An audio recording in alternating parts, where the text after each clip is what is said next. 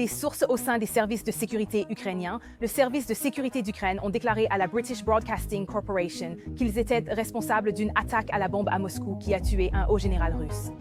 Selon le rapport, Mikhail Gudkov, chef adjoint de la marine, est mort lors d'une frappe aérienne ukrainienne. Nous recevons des informations de dernière minute provenant des médias russes qui rapportent qu'un des généraux les plus hauts gradés de Russie a été assassiné par une voiture piégée. Il a été identifié comme étant Yaroslav. Les espions ukrainiens traquent les agents russes, une opération qui sème la peur dans tout Moscou. L'Ukraine ne semble plus attendre la justice, elle la prend en main, cible après cible. Cette guerre est différente des autres. C'est une plongée au cœur des missions de vengeance les plus audacieuses de l'Ukraine. Nous parlons d'opérations réelles, menées en mémoire de dirigeants assassinés, de soldats tombés et de civils bombardés. Des assassinats furtifs dans les rues des villes au sabotage audacieux à l'intérieur des frontières pour des Russes. Ce que nous voyons, ce sont des plans de vengeance calculés, audacieux et terriblement efficaces de la part des meilleurs agents de Kiev, qui effraient tous les agents d'élite de Poutine. Pour comprendre comment l'Ukraine est devenue si douée pour traquer les traqueurs, il nous faut comprendre la douleur de l'Ukraine en nous plongeant dans les affaires qui ont consolidé cette tendance. Ce ne sont pas que des gros titres. Ce sont des missions calculées, alimentées par le chagrin, la mémoire et la justice. Si vous pensez que plus de gens devraient voir la réalité de cette guerre, likez et abonnez-vous. Des histoires comme celle-ci aident à percer le bruit et à dépasser la propagande. Commençons par la perte du colonel Ivan Voronitch. Il était une figure clé du service de sécurité d'Ukraine. Il était dans le métier depuis des années, planifiant des missions secrètes comme l'élimination de dirigeants pro-russes dans la région du Donbass en 2015. Le 10 juillet de cette année, il marchait dans le centre-ville de Kiev, en plein cœur de la ville. Un homme masqué a sorti une arme et lui a tiré dessus à plusieurs reprises. Voronitch est tombé mort sur un parking près de son appartement, et le tireur s'est enfui avant que quiconque ne puisse l'arrêter. Les caméras de sécurité ont tout filmé, montrant à quel point c'était audacieux. Cela s'est produit en plein jour. Pour l'Ukraine, ce n'était pas qu'une perte d'un officier talentueux. Les Russes semblèrent se moquer des habitants de Kiev, essayant de briser leur morale en plein cœur de leur capitale, les laissant bouleversés. Pour beaucoup, perdre Voronitch était douloureux, car s'il n'était pas en sécurité, personne ne l'était. Il était un héros, pour beaucoup. Comme vous pouvez l'imaginer, une telle violence à Kiev n'allait pas être tolérée. Alors le service de sécurité d'Ukraine est immédiatement passé à l'action. Ils ont rejoint la police et ont commencé à travailler sans tarder. Ils ont analysé les images des caméras, les relevés téléphoniques et les témoignages de personnes ayant remarqué quelque chose d'étrange ce jour-là. En 2 jours, ils avirent des pistes sur 2 suspects, un homme et une femme liés au service fédéral de sécurité russe, leur agence de renseignement. Ces deux-là s'étaient infiltrés en Ukraine, avaient organisé l'attentat et pensaient pouvoir s'éclipser sans problème. Mais le service de sécurité d'Ukraine a été plus rapide. Le 13 juillet seulement. 3 jours après la fusillade, ils ont retrouvé le couple dans une planque près de Kiev. Lors d'un raid éclair, ils les ont acculés. Après une brève fusillade, les 2 suspects ont été abattus sans pertes ukrainiennes.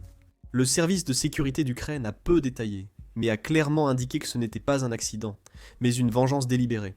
Voici une vidéo du lieutenant-général Vassil Malouk, chef du service de sécurité d'Ukraine, avec des corps derrière lui, sur les lieux. Cette riposte ne visait pas seulement l'arrestation de 2 assassins. L'Ukraine prouvait que la peur était réciproque. Cette action a remonté le moral des Ukrainiens. Elle a signifié à la Russie que toute attaque sur leur ville ne resterait pas impunie. Depuis cette démonstration de force, moins d'agents russes ont osé des actions audacieuses à Kiev ou Lviv, selon les renseignements ukrainiens.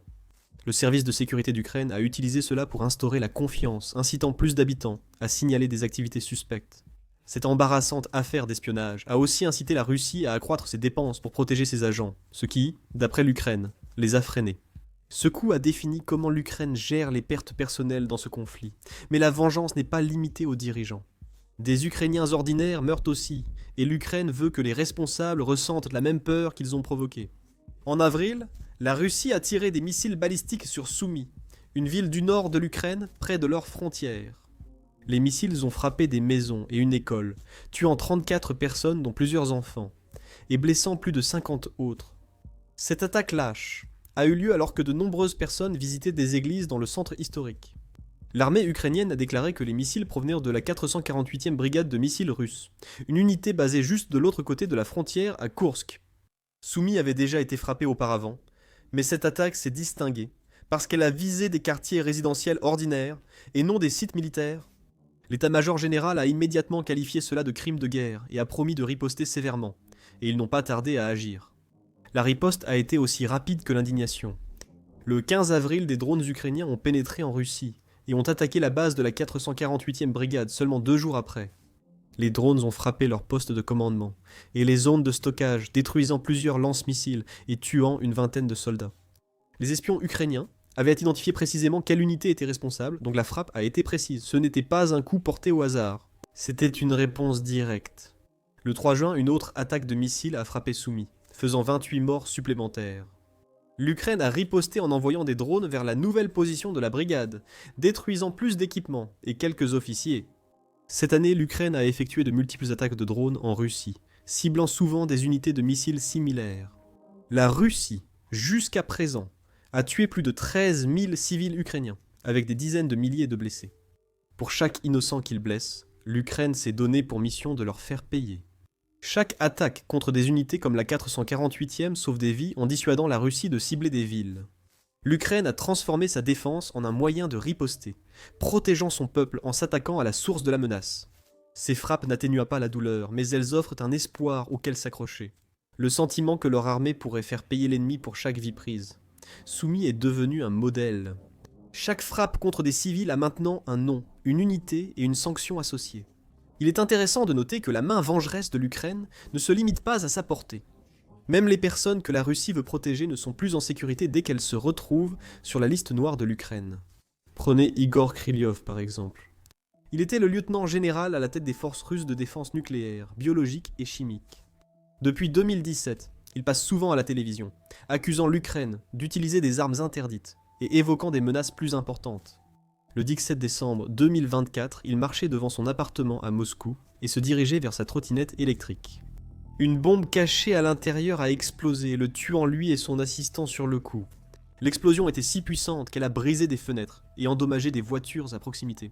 La Russie a accusé l'Ukraine d'être responsable, mais quelques jours plus tard, une source ukrainienne a revendiqué l'acte. Cet assassinat soigneusement planifié a secoué Moscou parce qu'il s'est produit en plein centre-ville, loin de tout champ de bataille. Il ne s'attendait pas à ce que le danger soit si proche. Kirillov et son équipe géraient des armes dangereuses, et sa perte a plongé les plans de la Russie dans le chaos. La nomination d'un nouveau chef a pris des semaines, affectant leur niveau de préparation. L'Ukraine a agi ainsi en raison des liens de la Russie, avec plus de 50 attaques chimiques l'année dernière, où des soldats sont tombés malades à cause de substances toxiques, causant au moins 10 morts. L'Organisation des Nations Unies enquêtait sur ces cas, mais l'Ukraine a choisi sa propre forme de justice. La bombe était petite, mais habilement conçue pour exploser seulement lorsque Kourleïlov s'approchait. Les espions ukrainiens l'avaient surveillé pendant des mois, étudiant ses habitudes pour réussir leur mission. Ce geste, minutieusement planifié, n'était pas le fruit du hasard. Suite à cette attaque en Russie, la sécurité des hauts responsables russes a été renforcée, mais la peur persiste. Plus de 20 officiers russes de haut rang ont été tués lors de frappes similaires, affaiblissant considérablement le commandement de Moscou. Pour l'Ukraine, cette attaque a prouvé qu'ils pouvaient frapper n'importe où, même dans les rues animées de Moscou. Cette attaque a démontré l'étendue de la portée de l'Ukraine. Les généraux ne sont pas les seuls à ressentir la pression. L'Ukraine a aussi entamé le démantèlement des cerveaux à l'origine des armes russes, ce qui nous amène à Chatsky. Mikhail Chatsky était un nom clé dans leur univers des missiles. Il était le concepteur en chef adjoint dans une entreprise fabriquant des missiles de croisière et des drones utilisés contre l'Ukraine. Son travail a contribué à la fabrication de missiles de calibre, en particulier les missiles de croisière Kh-H-59, Kh-H-69, Kh-H-101 et Kh-H-32 qui ont tué des centaines d'Ukrainiens lors de diverses attaques contre des villes. Ces actions l'ont mis sur la liste des représailles de Kiev. Le 12 décembre, peu avant l'attaque contre Kirillov, les Ukrainiens sont venus pour lui et ont réussi leur coup. Chatsky traversait un parc près de Moscou quand un tireur est apparu, a tiré plusieurs coups et s'est enfui sans laisser de traces. Chatsky est mort sur le coup. Les renseignements ukrainiens ont revendiqué l'opération, affirmant vouloir briser la machine de guerre russe et que la mort de Chatsky avait ralenti les choses. Il développait des missiles aptes à mieux échapper aux défenses anti-aériennes. Suite à son départ, la production de certains types de missiles a considérablement baissé en début d'année. L'Ukraine avait déjà frappé d'autres scientifiques auparavant, mais Chatsky était une grande perte. Après cet assassinat, la Russie a commencé à cacher les travailleurs clés dans des endroits sûrs, comme des bunkers ou des bases éloignées. Des ingénieurs ont démissionné par crainte d'être les prochains. Il s'agissait de briser la chaîne permettant aux attaques russes de continuer. Cela montrait comment l'Ukraine pouvait frapper les cerveaux derrière les armes, et pas seulement les armes elles-mêmes. Même les plus profondément cachés ne sont pas en sécurité, comme l'a prouvé l'attaque aux missiles Storm Shadow de l'an dernier. Le 20 novembre, l'Ukraine a tiré au moins 10 missiles Storm Shadow fournis par la Grande-Bretagne sur un bunker à Malino, une ville de la région de Koursk en Russie, à environ 40 km de la frontière. À l'intérieur se trouvaient des officiers supérieurs, dont le lieutenant-général Valery Solotchuk, qui commandait la 41e armée Interarms.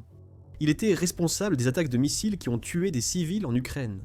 Les missiles ont percé les défenses incroyables du bunker, en effondrant certaines parties, et en tuant Solotchuk ainsi que 18 autres officiers. 33 autres blessés.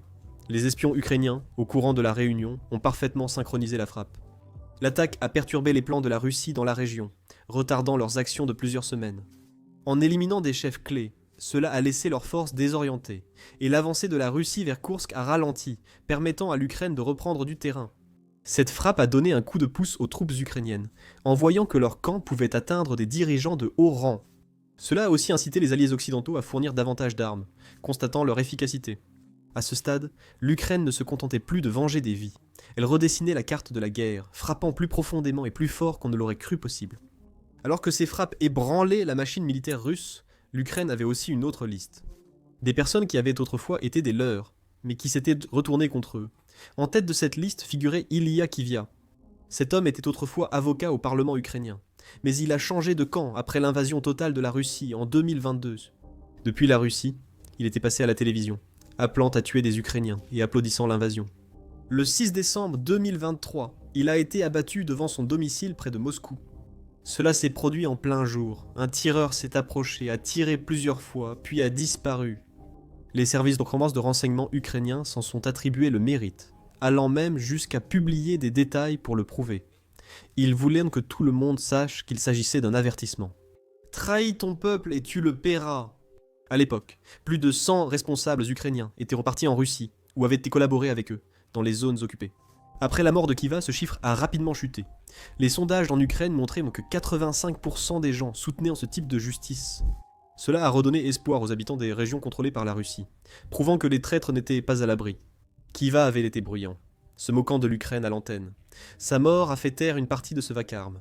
Après un an de surveillance, les espions ukrainiens ont choisi le moment opportun pour éliminer proprement leurs cibles, sans faire de victimes collatérales. La Russie a tenté de garder cela secret, mais la nouvelle s'est répandue rapidement, effrayant d'autres déserteurs qui se sont retirés de la vie publique. Selon l'Ukraine, la collaboration dans les zones occupées a nettement baissé. Même ceux qui pensaient que le temps ou la distance les protégerait ont appris le contraire. Mikhail Filiponenko était un responsable à Louhansk, accusé de torturer des prisonniers ukrainiens depuis 2014. Il supervisait des passages à tabac, et pire encore, lié à plus de 200 affaires et au moins 5 morts. Le 8 novembre 2023, une voiture piégée a détruit son véhicule alors qu'il conduisait seul. L'Ukraine a revendiqué l'attentat, parlant de justice, ce qui a effrayé et poussé de nombreux collaborateurs à démissionner. Bien qu'il soit difficile de traduire cela en chiffres, cet assassinat a sans aucun doute aidé l'effort de guerre de l'Ukraine, et renforcé le message de l'Ukraine, selon lequel la collaboration a un prix. Même les retraités qui se croyaient à l'abri du danger ne sont pas épargnés. Stanislav Rezitsky commandait un sous-marin qui a tiré des missiles sur des villes ukrainiennes, comme la frappe de Vinnytsia en 2014 qui a tué 27 personnes. Ces attaques ont causé plus de 50 morts parmi les civils. Il a déménagé à Krasnodar et faisait du jogging dans les parcs. Le 11 juillet 2023, un tireur l'a atteint de 4 balles lors de son jogging. L'Ukraine l'a localisé grâce à son application OpenFitness montrant ses trajets. La nouvelle de cet assassinat s'est vite propagée, mettant en garde les autres et montrant la portée de la justice ukrainienne. Les officiers russes ont supprimé leurs applications et se sont cachés en ligne par la suite. La vengeance de Kiev a aussi ciblé des symboles de la guerre. Le pont de Kertch, construit après l'annexion de la Crimée par la Russie en 2014, n'est pas qu'une simple route. Le pont de Crimée est devenu le symbole du contrôle de Poutine, mais l'Ukraine en a fait un symbole de défi. Au cours de 3 attaques distinctes, d'abord un camion piégé, puis une frappe de drones marins, et enfin de puissantes explosions sous-marines, le pont a été endommagé à plusieurs reprises, réduisant sa capacité de moitié, et obligeant à des réparations coûteuses qui ont coûté des centaines de millions à la Russie. Chaque frappe a perturbé les lignes d'approvisionnement vers la Crimée occupée. et à rappeler à Moscou que même ses structures, les plus protégées, ne sont pas intouchables. La vengeance de l'Ukraine concerne non seulement les personnes, mais aussi les symboles qui maintiennent les empires unis. À ce stade, vous vous demandez peut-être comment l'Ukraine a perfectionné ses tactiques d'espionnage apparemment parfaites.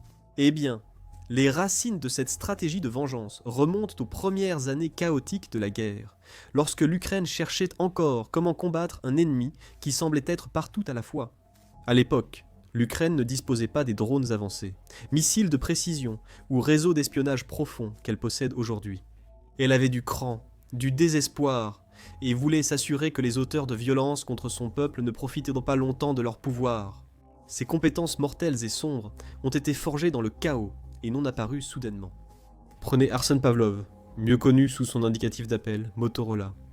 Il était l'un des commandants séparatistes les plus redoutés, en 2014, tristement célèbre pour avoir tué des prisonniers ukrainiens et s'en être vanté devant la caméra. Pendant 2 ans, il circulait dans Donetsk comme son propriétaire, avec des gardes armés, des voitures blindées et des planques. Puis, le 16 octobre 2016, il est monté dans l'ascenseur de son appartement, et une bombe cachée à l'intérieur a déchiré la cabine en acier, le tuant sur le coup. Celui qui l'a posé s'était suffisamment approché pour connaître sa routine et frapper au moment où il s'y attendait le moins. Quelques mois plus tard, Mikhail Tostik, un autre chef séparatiste réputé pour ses assauts brutaux contre les positions ukrainiennes, a également été pris pour cible. Le 8 février 2017, une roquette a traversé la fenêtre de son bureau alors qu'il s'y trouvait, provoquant une explosion qui n'a laissé que des décombres. Comme Motorola, Givy pensait qu'il était intouchable. Il ne l'était pas. Et puis il y avait Alexandre Zakhartchenko, le chef de la République populaire autoproclamée de Donetsk. Il aimait se présenter comme un homme d'État, serrant la main des responsables de Moscou, tout en dirigeant un régime accusé d'enlèvement et de torture.